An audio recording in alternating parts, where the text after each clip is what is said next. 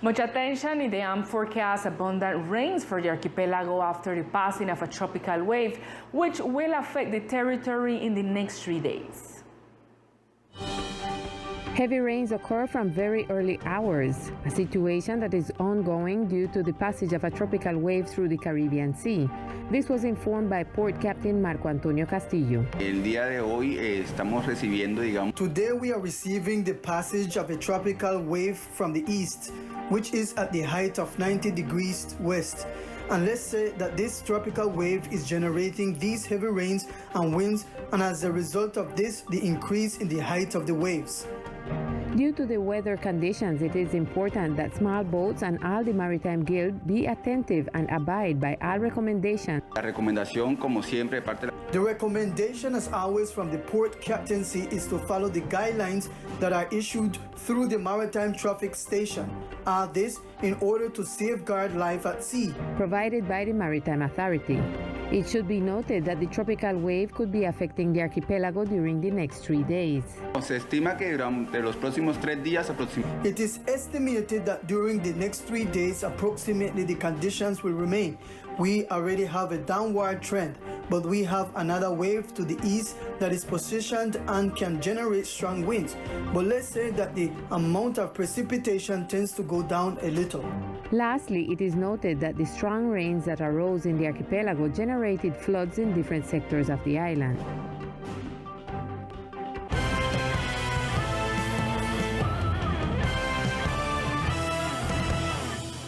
From the 1st to the 7th of August, the World Week of Breastfeeding is celebrated, an initiative that seeks to encourage the habit of breastfeeding children. Taking this into account, the departmental government will conduct commemorative activities to these dates.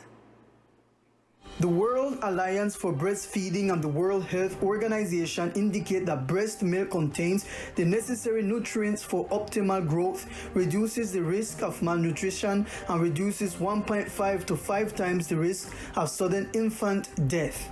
To promote this practice, the Departmental Health Secretariat highlights the importance of breastfeeding, as well as the activities to be developed on the island. La leche materna. Breast milk is the best and only food that a mother can offer her baby as soon as it is born, because it provides the necessary nutrients to achieve proper growth and development for the baby. It has all the nutrients in quality and quantity that are easily digested and absorbed by the human species. It is said that breast milk is the first vaccine that the baby will receive because it has several antibodies that protect against various infections. Tomorrow we will carry out an intersectoral activity with the IPSs, EPSs, and other public entities to culminate the activities that have been carried out in the framework of the 10-year plan for breastfeeding and complementary feeding, and we will have our closing event on August 5 with an activity at the departmental hospital with all pregnant mothers who wish to attend at 9 a.m. Expert says that the breastfeeding process helps to strengthen the bond between mother and child, as well as to promote rapid recovery after childbirth. When in some sectors of the island, residents suffer from flooding caused by the constant rains. In the Linval sector, the rain mitigates the water shortage suffered by its inhabitants. Yesterday's blockade was lifted during the night hours due to the rains that embraced the island. The heavy rains this morning filled the tanks of the residents of the sector of Linval, who yesterday blocked the main road of the neighborhood for the lack of water.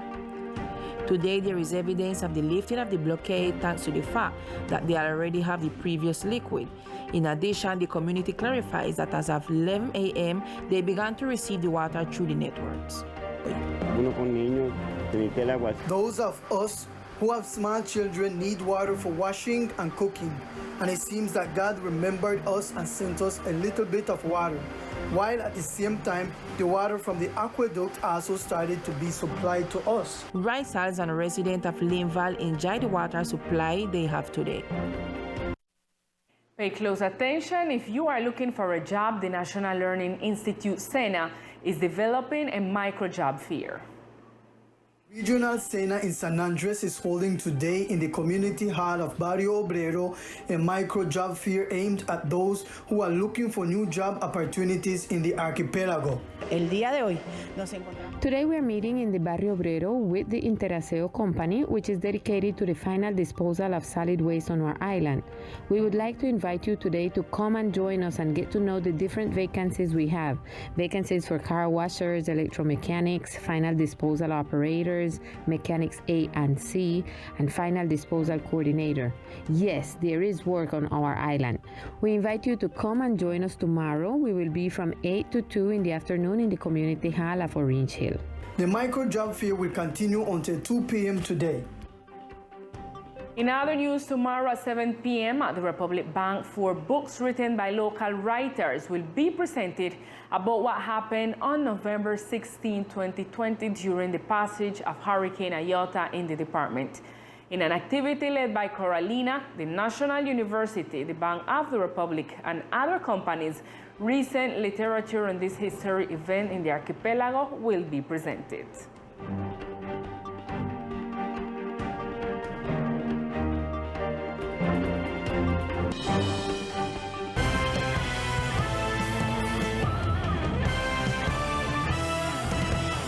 The national government announced that the country now has a new National Cultural Plan 2022-2032, which will promote, protect, and guarantee cultural rights, cultural diversity, heritage, and the memories of artists and managers of the territory.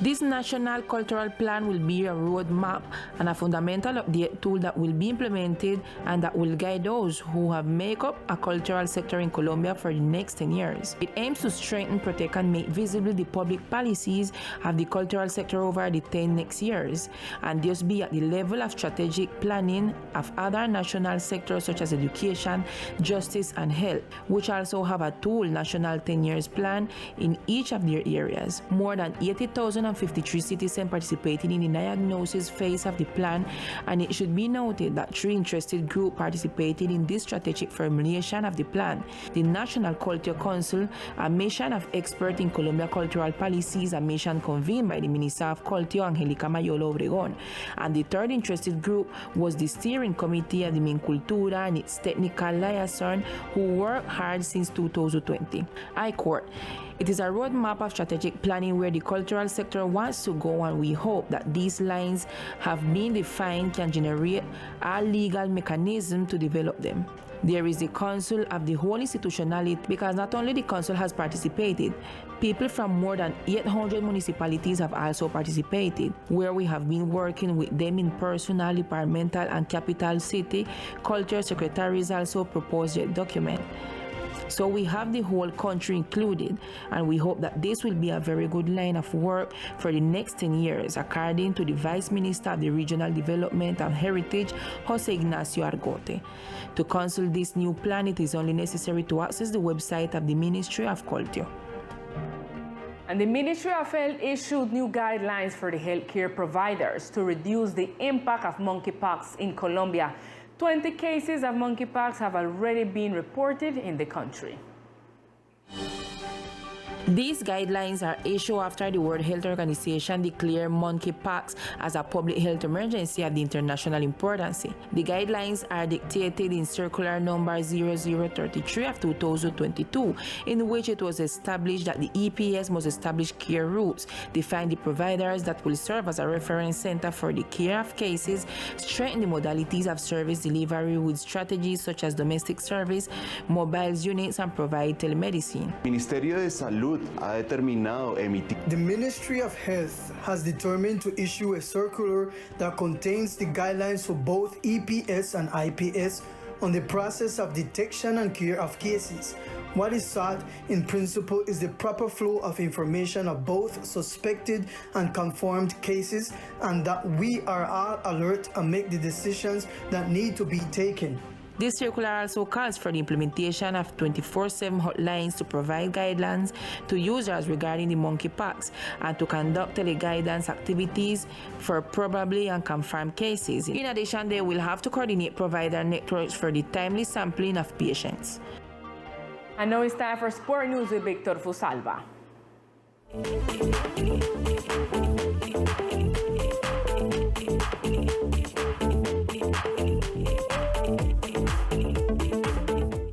here are the best sports of the islands. The Departmental League continues working for the benefit of the island football, this time with the coaches. In this opportunity, some coaches were trained to obtain the C license with the support of the D Football endorsed by the Colombian Soccer Federation and the Departmental Soccer League. One of the beneficiaries of this process was Coach Ramiro Pájaro, who expressed his satisfaction as coach and trainer. Pues la satisfacción que sentimos todos nosotros los entrenadores. With the satisfaction that our coaches feel today, knowing that we already have a license thanks to the Departmental Soccer League and that we are now certified as soccer coaches. We can now say that we are trainers. The work for us as coaches is now formalized, more than anything, so that parents feel happy that we have already made a process and we have learned to teach our children here in San Andres Island. A very important training for this group of coaches and trainers of our soccer players, another contribution and input from the Departmental Soccer League. And this week will begin the summer baseball tournament at the Wellingworth May Stadium. The Baseball League, headed by its president Antonio de Armas, informed that this coming Thursday, August the 4th, the summer baseball tournament will be inaugurated with the participation of 4 teams. The tournament will be held at the Wellingworth May Stadium with the support of the Colombian Baseball Federation and the Departmental Sports Secretariat. Teleislas Sports will be present with the transmission for all the homes of the archipelago.